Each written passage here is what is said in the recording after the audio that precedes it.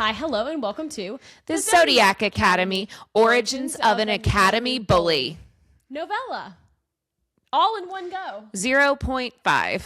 Book 0.5. Yeah, 0.5 if you're keeping up. Dan and I are going to be covering the entirety of the novella today because it's a shorty, but this is going to be like a little mini episode.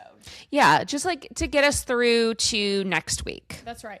And pardon if I sound a little stuffy, a little sicky. I'm doing my best here. I know you're sitting very close to me in your weekend state. I know. Hopefully I don't have, what is it called? Hanta virus. Hana is diarrhea. That's like a Hannes is diarrhea. Oh, I didn't know that. Mm-hmm.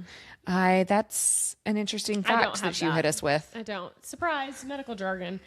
Okay. Not today, at least. So we're going to get us started here. This is, like I said, a very, very shorty little novella. And I didn't take chapter by chapter notes because I think it's only like 8 chapters long in total. Oh, wow. I read this on Kindle. Yeah, I wasn't going to say the word. On an e-reader. Yeah, on an e-reader. The print on this book is crazy. Hold on. I want to see if I can get it close enough so people can see it. If you didn't physically read, can y'all see that? Crazy. That is crazy. That's like a chapter book when you're in like 3rd grade. For the sippers, it does look like a 3rd grade chapter book, which is hilarious.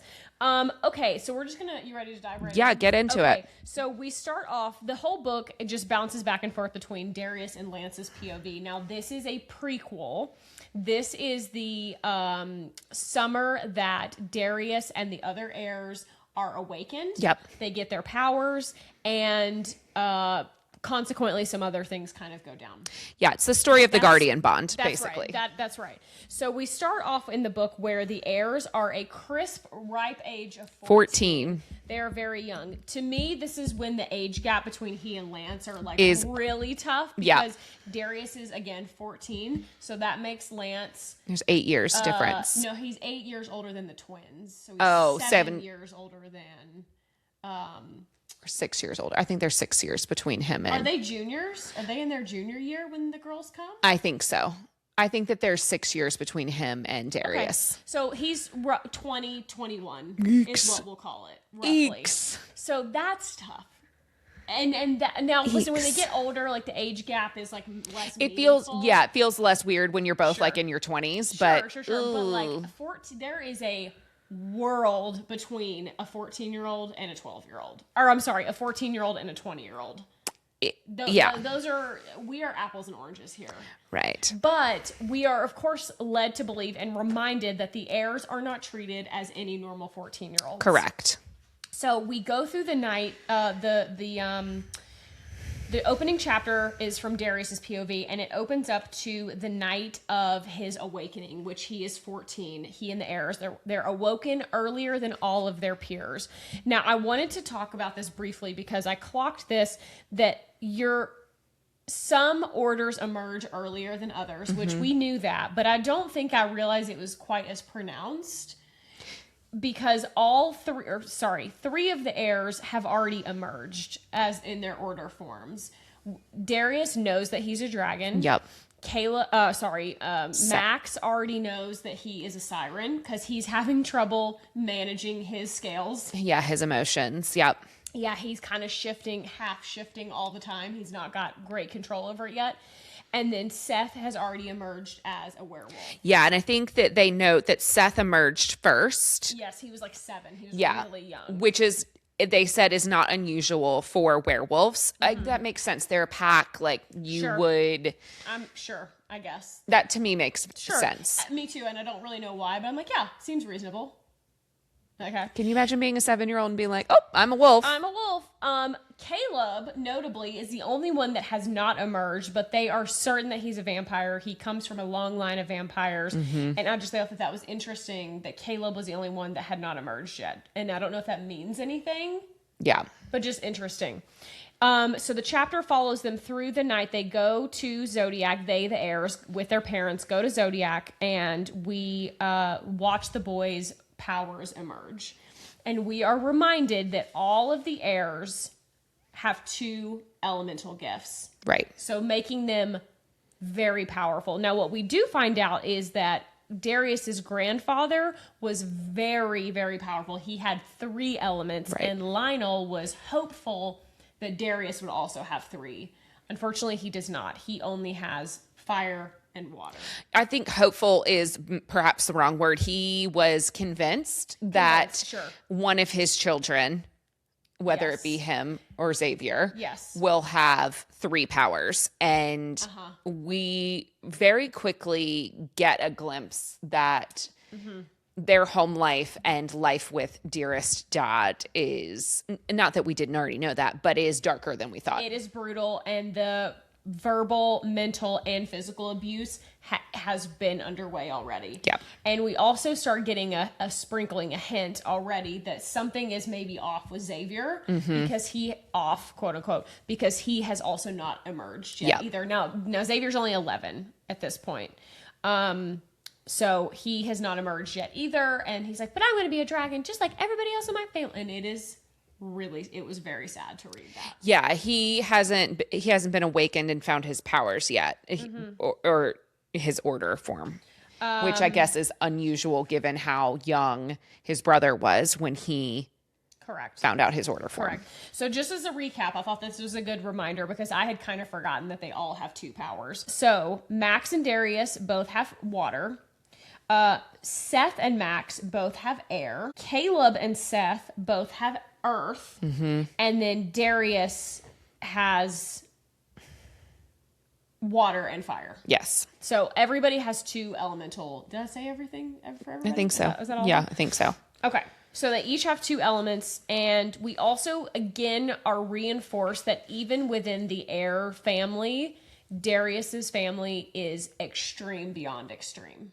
Yeah, they prefer for all of the other heirs to defer to Darius's family, to the Acruxes. That they have set themselves up to make sure that the 3 other families defer to them. Yes, but again, they are not as ruthless, maybe is a good word or something, as the Acruxes. We are just reminded that they are like on the extreme end of the extreme. In terms of how they rear their children specifically. Yes. Correct. Okay. So chapter 2, we go into Orion's POV. Orion is at Zodiac. So it's his senior year, and he wins the Pitball Cup. He is the champion. It's great. It's awesome. He's a star. He is bound for these Pitball tryouts. Yeah. And he has post-game, he has a encounter, shall we say, with his sister Clara. Yeah, tough interaction with Clara. Tough interaction. Clara is the only person from his family that comes to watch him play, and he has a very weird interaction with her post-game where she fesses up to him that she has been working in the quote unquote in the family business with her mom and with Lionel. And Lance is devastated. He also makes note in this chapter that Clara doesn't look well. She's always been a frail girl, but she is looking like death warmed over, and he is immediately concerned about her mental health and well-being. Yes, and I think her physical health too. 100%. She is looking unwell. But he makes a lot of comments about she was like sunshine and rainbows and very whimsical. And this encounter with her, she is more withdrawn, very cagey. Yes. Not herself, clearly. She also has been sent basically to recruit him. Now that school is over for him, that this pitball fantasy is just that. It is a fantasy, and that he needs to stop dicking around and you need to come join the family business. And Mom really isn't as bad as everybody makes. She's really not as bad as we thought. Immediate hackles are raised. Yeah.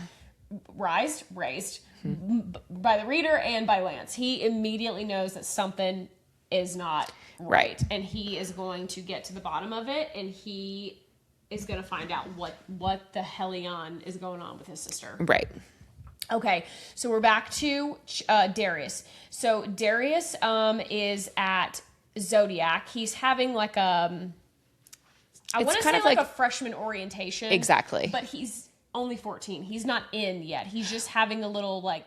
But that's where they were awakened, was on campus. So it's like you go, you get awakened, you stay for the weekend. And this is only happening for the heirs. For the heirs. No other kids are getting to do this. Oh, I know what I was going to say. And I meant to bring this up in the first chapter from him. So they went to Zodiac to be awakened. So you can be awakened at any time. I was a little confused by that because it seemed like it was weird that they went and that Professor, is it Zenith? No, Nova. It's Nova. Yeah, Principal Nova. Principal Nova. She does the ceremony. Yeah. And she awakens them. So can she awaken anybody at any time? I don't know the answer to that. It was very strange. Also, at the awakening, Caleb, we failed to mention this, Caleb does emerge during his awakening. Yep. It just seems all very interesting because we don't see this happen in Ruthless Boys. We missed it, right? Because it happens before we meet them. Because Elise missed that part of school, the first part of the semester. She was already awakened. Right. So I think that, yes, I think the ceremony that we see happening for the twins in the awakening. Sure. And then also here is because they go to Zodiac Academy. Got it. Okay. I think that there's like special rich people get special things. Of course. And they did this on purpose so that the boys can start training earlier. And so by the time they enter school, they are essentially leaps and bounds ahead of everybody else, and the most powerful that's ever been. Right. It's just giving privilege in a way that like it just reminds you they are not the same as everybody else. Sure. I guess I have a question about the hierarchy on campus before the heirs arrive. Such a great question. So while Lance is there. Right. Well, even when his sister Clara was a year older than him. So when Clara and Lance are on campus, while they are not the heir apparent, right? Mm-hmm. They're still part of the counselor's inner circle. They have to be high on the totem pole. So who's running campus, these mean streets of campus? I mean, I think we're led to believe it's probably the Orions. We know that Lance is slanging that D around. 100%. And he is a bit of a man whore, if you will. He has needs. Oh, it's okay for him to do it? Right. Okay. Double standards. Did I say that it wasn't fine for the girls? You didn't say that. Societally speaking. Okay. Get it while you need it. Okay, great. Get what you need. So, needless to say, I just want to know, I'm curious about what happens before the heirs come to campus. Yeah, I would be interested a little bit to know, but not enough to like have to have another book to read. No. But I'm just like some flashbacks. But I do suspect that we should interpret that the Orions are pretty high on the totem pole at Zodiac pre-heir arrival. Sure. Okay. I think that's fair to say. Continue on, dearest. Sure. Okay, so we're back. We're still on campus. Darius is hanging out with his absolute boy Lance because they've grown up together. He's known Lance since he was a kid, and he has been assigned Lance. Lance has been assigned his liaison while he's on campus to show him around. Chaperone of sorts. Chaperone. And if this isn't foreshadowing, I don't know what was, because we're all but guaranteed that something is a brewing betwixt the Acruxes and the Orion family. Yeah, and Lance makes it very clear that he's always looked out for Darius. Yeah. So while we find out how the Guardian bond comes around, he was already sort of doing some of that. Sure, because he and Darius talk shit together. Right. And complained with Clara. I think that's important too. Clara was in on these chats when they were younger about like, we're going to get out from underneath this family. Sweet freedom. We're going to get out, blah, blah, blah. We're not like our parent, tale as old as time. Yeah. Tale as old as time. So Lance and Darius have a discussion about, we're taking down our dad and not our dad, Darius's dad. He sucks ass. Something's up with Clara. We're going to get to the bottom of it. We've decided. So again, Darius is 14. Right. So Darius does a thing that the dragons are not supposed to do. He transforms. He lets Lance ride him. And they go scope out where Clara is. And they end up following Clara. And Clara's staying off campus in a hotel. They go find her. They follow her. And they follow her directly to a meetup point with Crux. And we find out something pretty shocking. Lionel has been allowing Clara to use him as her source. She is feeding directly from him, and Darius is shook because his dad, that is a absolute no. Yeah, he made a comment in earlier about vampire or blood sucking. What do they called them parasitic order forms. Yes, like sirens would be the same way. Correct. Orders that feed off of another and gain their power, and so that was pretty shocking. But I think the most shocking part was that Clara and Lionel seem awfully comfy, cozy. Ick. Yuck. Because ostensibly, Clara has known him since she was in diapers, too. Ew. This line really got me. This is what they overhear. The boys overhear Clara and Lionel. Lionel says, "And you know how much I enjoy satisfying your needs."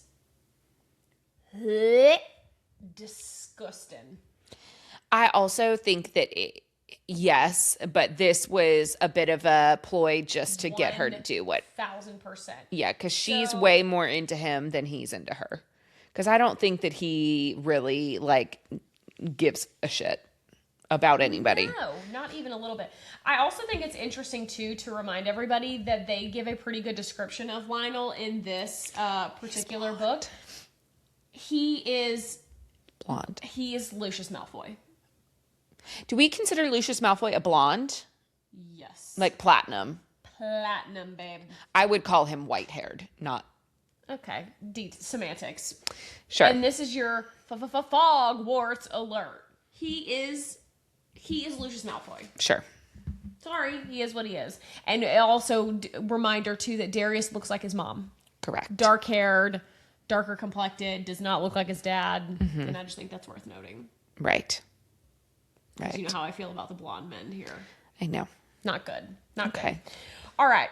We have bounced back over to Orion. We are post peeping on the two Lionel and Clara. Oh, right. Right. And he is unwell. Well, we also need to mention that Clara and Lionel seemingly disappear. Disappear. Yeah, they're watching into this cave. They go into this, I think it's a cabin or something. It's like they go into almost like a barn structure. Yes. And then there is a tunnel. And they're poof gone. That is shrouded by Lionel's magic that Darius says, there is no way we can crack this. No. So they're definitely up to no good. Mm-hmm. And it's giving blood magic. Right.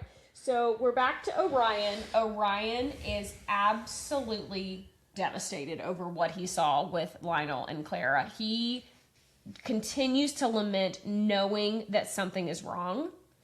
And it's not good. It's not good. But he can tell whatever it is that Clara and Lionel are up to includes dark magic. So they decide that they're going to start dark magic practice themselves, the two boys. And so Lance takes Darius to his super top secret cave that he has created on campus for his dark magic rituals, because he has continued to perform dark magic that his dad taught him, even though it killed his dad. I think that there is more to that story that we haven't learned yet. Yeah, I think Lionel maybe got him. So he starts showing Darius how it works and how the dark magic operates, and Darius is like, this is awesome. Right, because it's like the first hit is so euphoric. He's like, it's like heroin. They open up a portal, shall we say, to kind of see if they can see anything that's going on between Lionel and Clara. They don't really get a lot other than this menacing voice tells them death is coming. That's all they get. Yeah. They don't know what the fuck it means, but all they know is this is big and this is beyond our pay grade and we better start fucking practicing because we're in trouble if we don't. Right. Right. Okay. So we're back to Darius's POV, and we, all the heirs and their family gather back at the Acrux Manor for a dinner party to celebrate their awakenings. But that's not really what this is about. It never is with Lionel. And we find out at this dinner, he's baited into a betrothal. Poor Darius. We find out that Darius is going to be betrothed to his to his second cousin. Clarify. He is going to be engaged to his cousin Mildred because she is a pureblood dragon. She also recently emerged. She also recently got her period. Yay!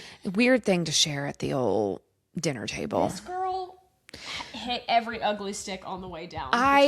And I feel bad for her. I feel bad for her. She gets dragged pretty good here in this chapter. Toe up from the flow up. The boys the heirs are hee and ha-haing. They are ha. Darius, however, has a complete and utter fit at the table. He does. He does the classic slams his I've had hands enough. down. I'm not doing this. Again, this is where I remind everyone, he's 14. Right. He slams his hands down. I'm not fucking doing this. I'm not going to marry her. Goodbye. See you later. And he does a awesome diva storm out from dinner. Yep. And you think, that's right. Way to go. I immediately was like, this is not going to end well. No. It's what Daddy Dearest was counting on. 100%. Well, he knew. Right. He knew. I actually felt really bad for Darius's mom in this scene because she knew that Darius was not going to take this. Well, I mean, no kid would. 14. Also, he is like comparing Mildred to his mom.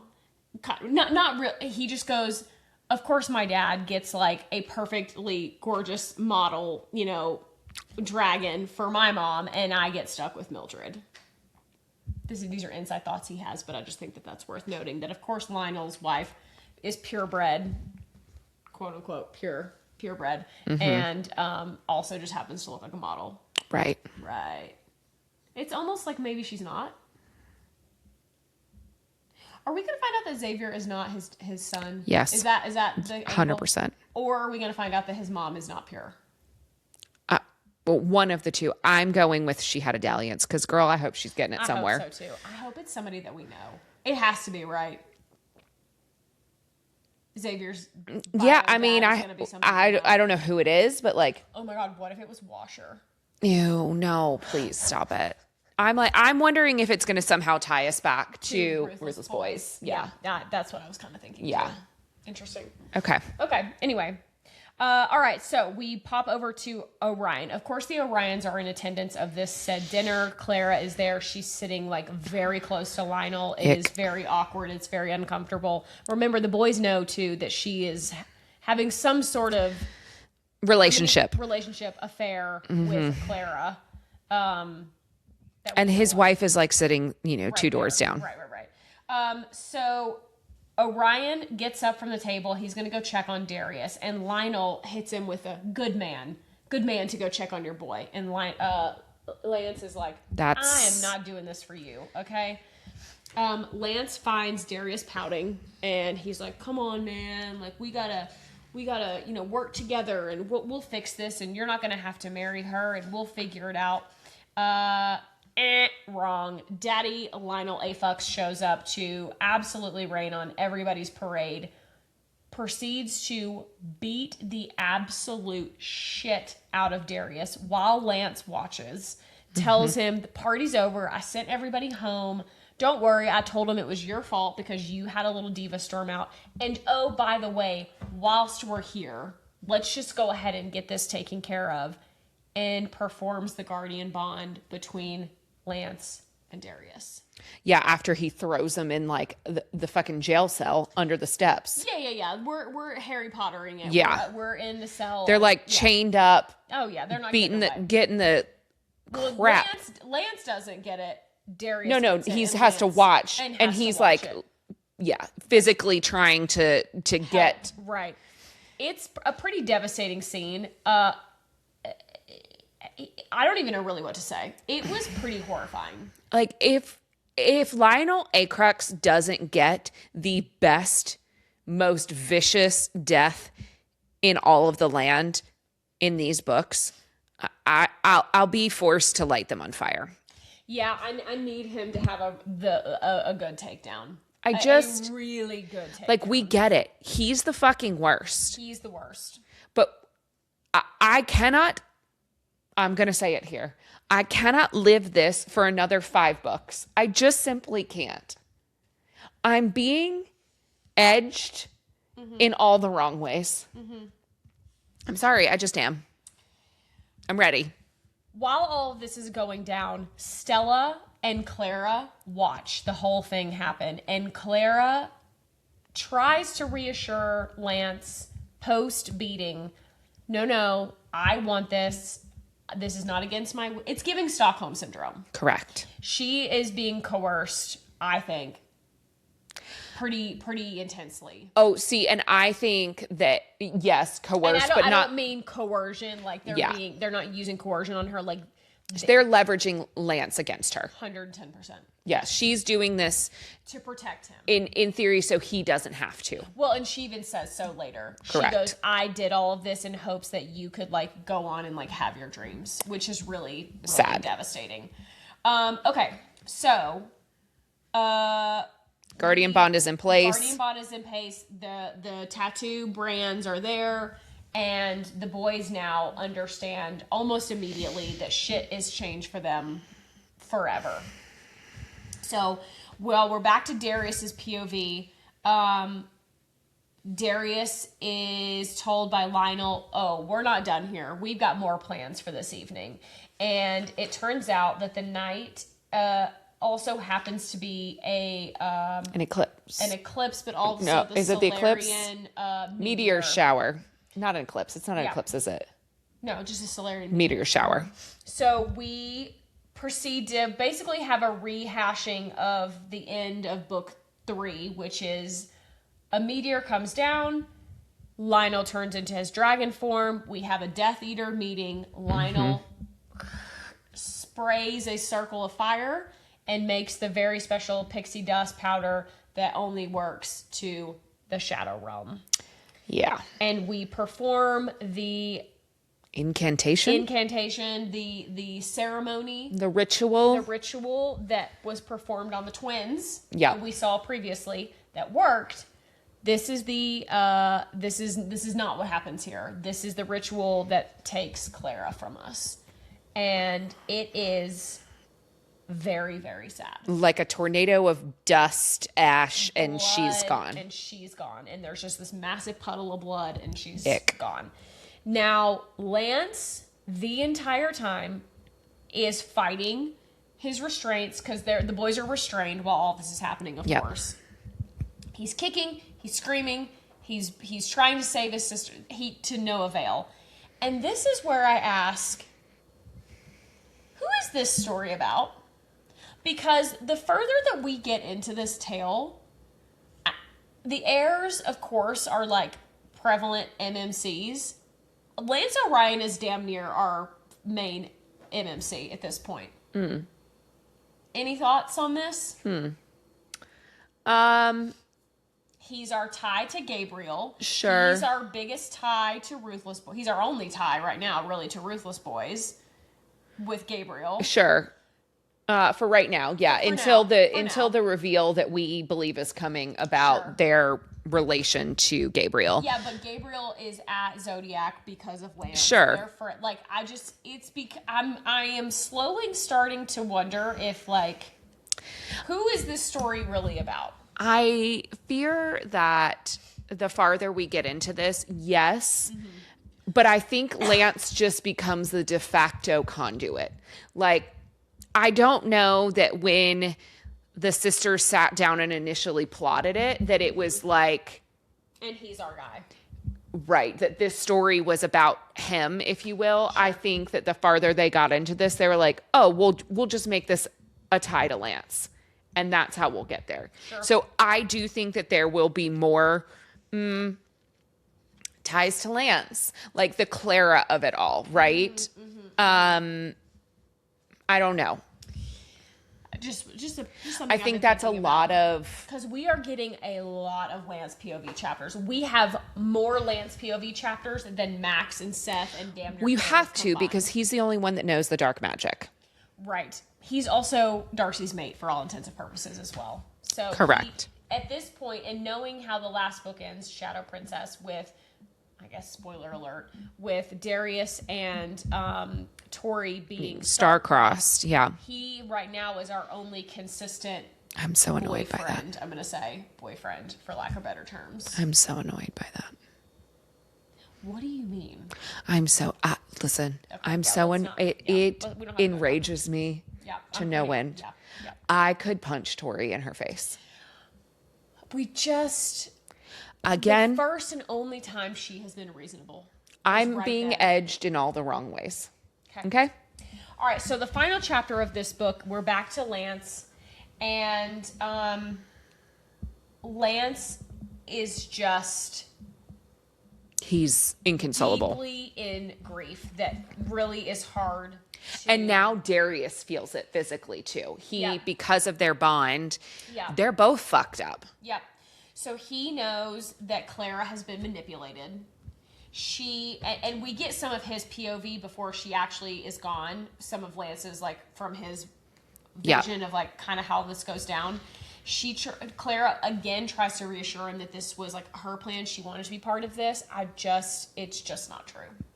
She has been used and abused and taken advantage of in a way that is so sick.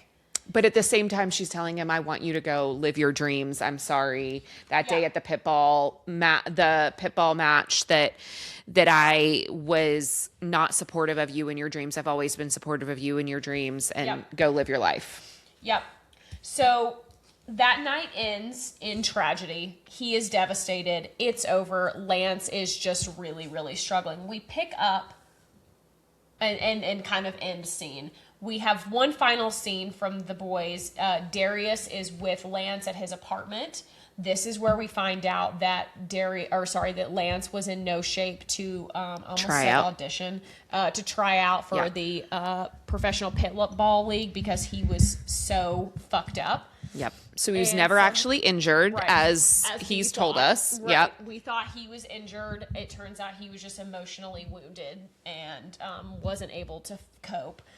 And even Darius tries to tell him, like, hey, man, I'm sure you could call them and, like, say this is the deal. And he was like, nope, you get one shot. I missed my shot, and it's done. So he finds out, or he says that he has been made an offer from Zodiac Academy to come back and to be a professor. And, of course, Darius has to almost immediately taint it, not on purpose, but he's like, hey, do you think that my dad did that on purpose? Because, like, I'm going to be at Zodiac in a few years, and then you'll be there, and you can, like, watch over me. And Lance is like, yeah, Darius, I think that's exactly what happened. But we're going to use this to our advantage. And he goes, this is what we're going to do. I'm going to teach you everything I know. You're going to be my little student, and we're going to be absolute boys. Mm-hmm. And I'm going to teach you the dark ways, and we're going to beat your dad at his own game. Yep.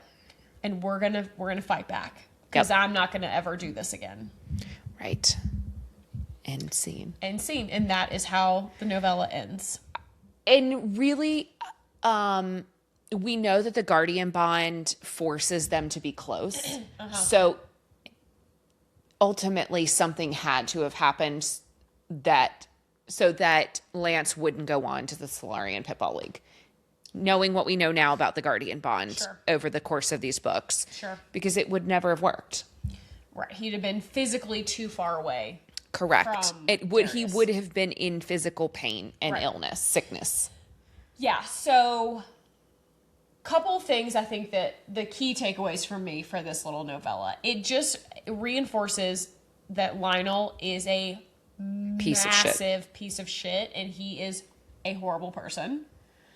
It explains to us how the guardian bond got put into place. Yep. And I think it was just ultimately a reminder how advanced the heirs are over everybody else at Zodiac. Because I think when I'm reading, I kind of forget, not that they're, of course, yes, it's beat over our head. They're more powerful.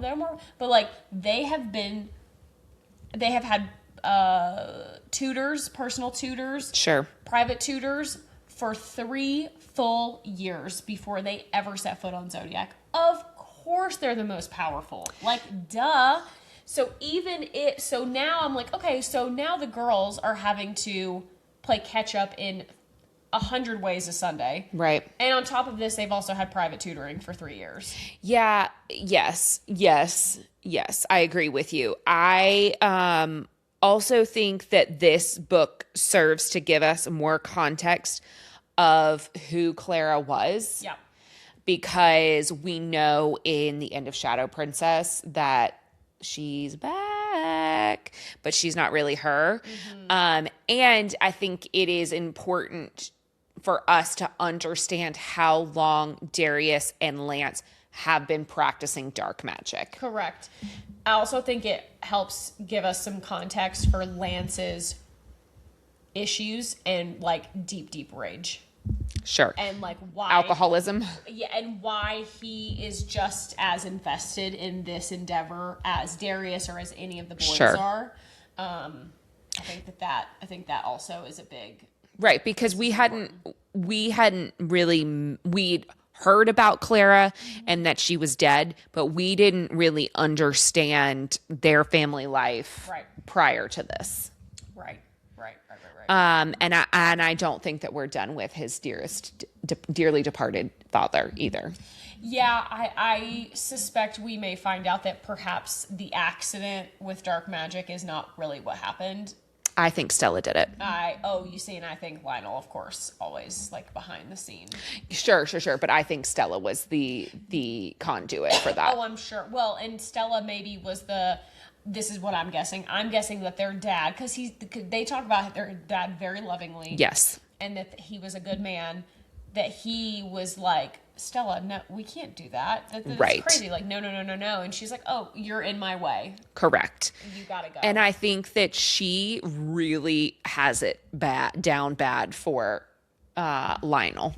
Which, yuck. So he was stooping mother and daughter. Hey, that's crazy.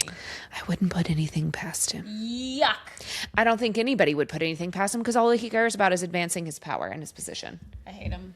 Yeah. Well, I think that ultimately we know at the end of this story it's got to be the girls versus Acrux. Yeah. The girls plus Darius and Lance. Sure. The cadre, yeah, they'll have their own forces, but which should be interesting now that they're star-crossed. Okay, I want to talk about the end of Shadow Princess now that we're here, just for 1 second. I'm back to that for just a minute. I come back to my original question. What are we doing with Caleb? Cal? What are we doing with him? Because he's not going to give up this. See, and I think that he's kind of over it now. Now he has Seth. I think that that's where we're leading. I think we're going to have he and Seth are... You think that he's just no longer going to care about the... I don't know. I mean, I think she's still his source, but I don't know if they're going to fuck. Like, romantically speaking, I don't know what you do with Caleb. Unless he just jumps full force in with Seth, which I don't think will happen either. And then okay, so let's play this scenario out. So they're together, Seth and Caleb. Yep. What if they're the ones that are on the throne? So they're going to share the throne? Well... If they're together? Right. I ultimately don't think... I ultimately think that at the end of this story, nobody ends up on the throne. That whatever the girls do... Democracy. Sure.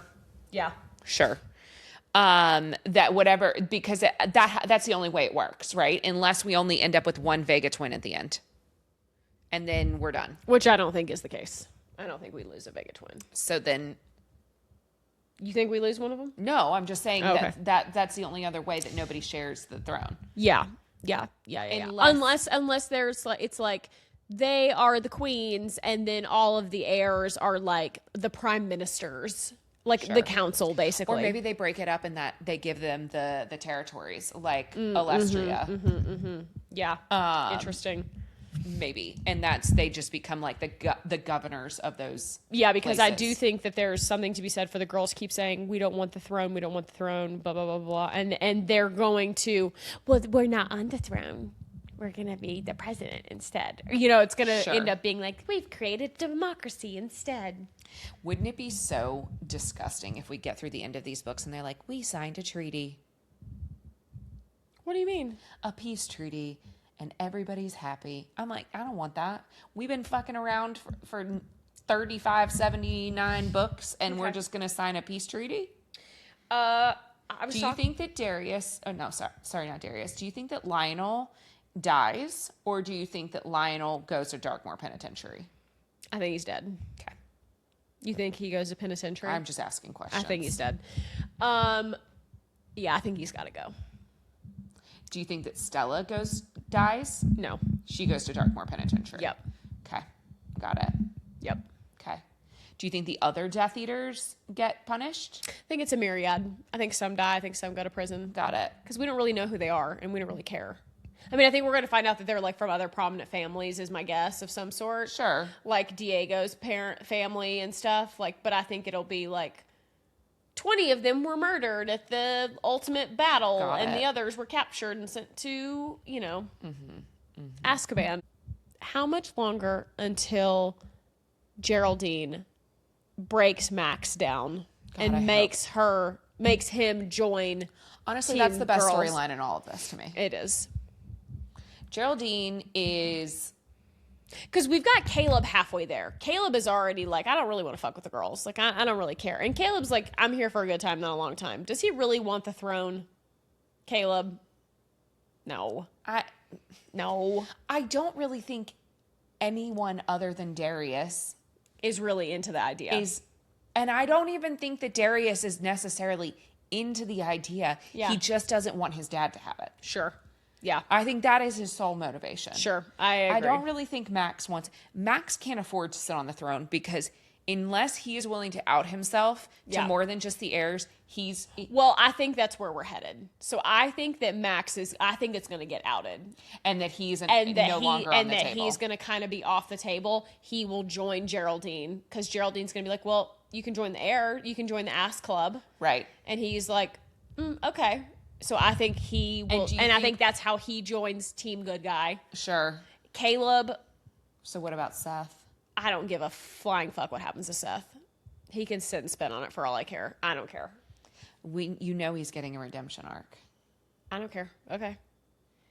So he's going to be on Team Good Guy. Okay. What are you going to do with him? Ride him like a horse, I guess. I don't know. Let Max, he can fuck around with Max in his wolf form. I don't know, and I don't care. Okay. Okay. Yeah, and then Darius will inevitably join Team Girl because he just wants to spite his dad. And I think it's going to become clear that the only way that that's going to happen is he has to have the twins to take his dad down. Sure. He also has to figure out a way to break the star-crossed Of course. So, like, what sort of dark, twisted magic are we going to do? Blood magic? Oh, something for sure. The shadows are going to crawl into their bodies and possess them. And There was one of our regulars came into the store today. Hey, Charlie, if you're listening. Charlie and I were talking about Zodiac, of course. And I said, hey, so through Shadow Princess, I don't think that we adequately discussed this. We got to Christmas. They've been at school 4 books. They have been at school for 1 semester. Right. So how much time span happens in these books? What did she tell you? No, she's further along, but she's only, I think, like maybe 1 or 2 books ahead. She's not super far ahead of us. Do you have any final thoughts, any feelings, anything for our little novella? No, it was great. It was fast. This is the length they should be. Okay. I'm here to say, you told me I could unmask and I could start saying it. I think people already know. What's funny is the table. I think people already know. I think the tables have turned though, because I had people ask multiple. We can't really tell. Like, do you like the series? And I go, that's exactly where I want you. And because you liked Ruthless Boys, I loved Ruthless Boys. We got a beginning, middle, and an end. There was a plot. Could have been a duology. Sure, 100%. Could have been a duology there. I'll say it. But it was only $5, not 14. Okay, it was only 5 books. It was a crazy statement. Okay, crazy. Now I'm on this ride for another 7. No. Does that count? Are you really going to count this? Come on, that doesn't count. Be so serious. You read that in one sitting. I did, because it's the right length, 100 pages for these books. Right. I think you only have 4 books more. 4 real books. 4 big books. 4. Yeah, but they all look like that. The font size is for a 3rd grader. It's fine. We love it. I love it. I'm so happy to be back. I'm happy that my boyfriends are getting to be boyfriends together in the same place, and it makes me happy. Okay. All right. What else you got? Oh, make sure to like, subscribe, and follow. Story is Pod. Oh, I was going to say, you can find us at The Story is Pod across all platforms: Spotify, YouTube, TikTok, Instagram, Apple Music. Very good. All of them. I think I hit all of them. You did good. You can follow me at That's Katie Mitchell. And you can follow me at 8ace8. Fabulous. And as always, thank you so much for our producer, Tommy. Hi, Tommy. Thank you. We love you. And if you made it this far, please make sure to drop a star emoji. Have we done a star yet? I haven't a clue. Drop a star emoji in the comments. Let us know that you made it this far. You should do a Taurus emoji, since it was my birthday and it's in May. If you made it this far, would you please drop a Taurus emoji in the comments for us? That would be fabulous. Everybody wish Amanda a happy belated birthday. She would love to hear from you. Thank you. Gifts are welcome. Oh, yeah, I can be bribed. All right, great. And with that, go read your book.